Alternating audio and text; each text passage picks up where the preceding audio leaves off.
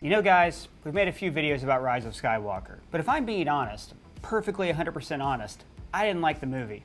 In fact, every time I think about the movie, I think of one more thing that makes me go, oh God, no, like Palpatine having sex. Good.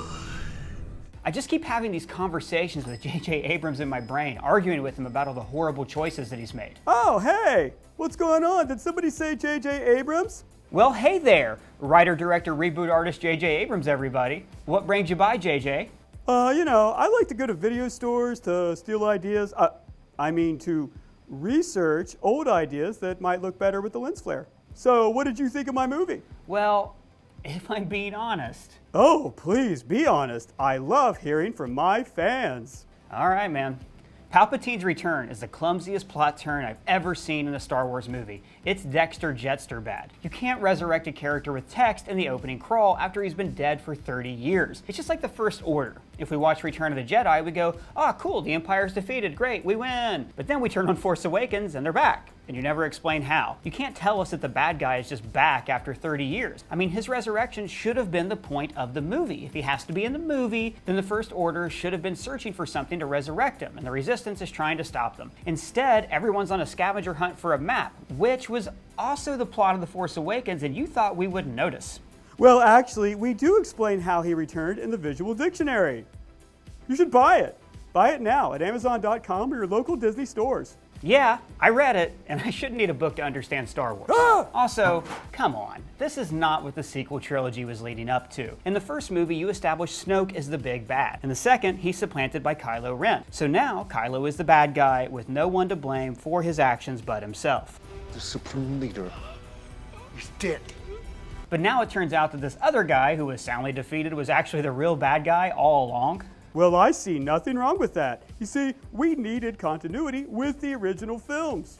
Brother, I think you might already have some continuity with the original films. There's the entire original cast, the Millennium Falcon, Akbar, Yun-Yub, a Death Star. Now that is what I call Star Wars. If the original trilogy was about defeating evil, then this trilogy could have been about how do we make sure evil doesn't rise again? How do we become corrupted to begin with? And maybe the Republic military became too extreme and split off from the rest of the government. And the original trilogy characters were divided on this point. But instead of telling a story, you brought back the Empire and you made Palpatine the devil.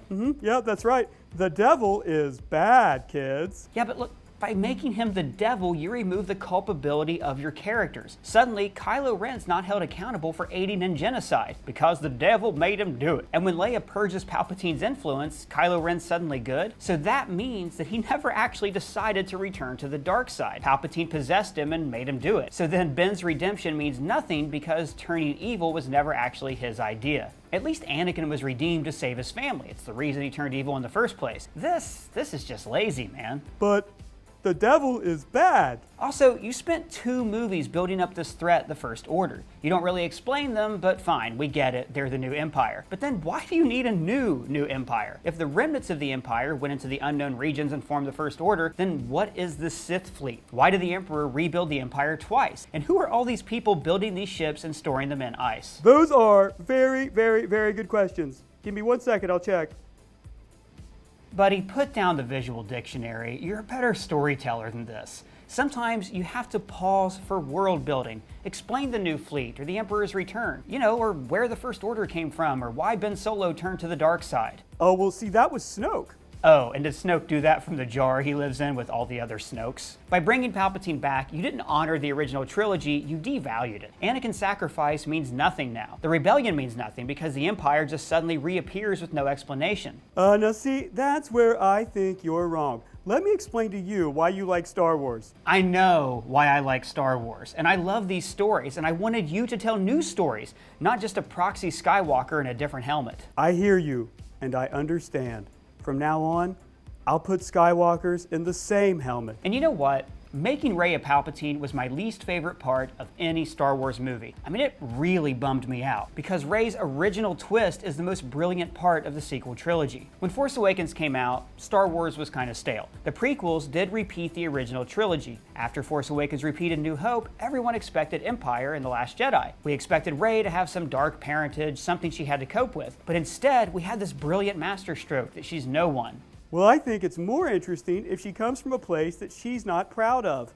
No one has ever done that before. Well, we already had that with Luke, whereas Rey desperately wanted to be a part of the story, and that connection was denied her. She had to forge her own way and couldn't rely on connections to the past. Aw man, connections to the past are my jam. But without that connection, Rian Johnson was saying anyone could have a place in the saga. Her, the Broom Kid, maybe you and me. This goes back to the original advertising for Star Wars that implied that these stories were happening far away, right now. Somewhere in space, this may all be happening right now. But here's the thing. Her being part bad guy wasn't even part of the story you told. She never really confronts the dark part of herself. She literally confronts the dark part of herself. And where did you get that idea? Empire Strikes Back. But you know what my favorite part of the movie was? Where I thought, hell yeah, I have no idea what's gonna happen here. Ooh. Was it when Rey used the dagger like the medallion at Goonies? You remember the Goonies, right?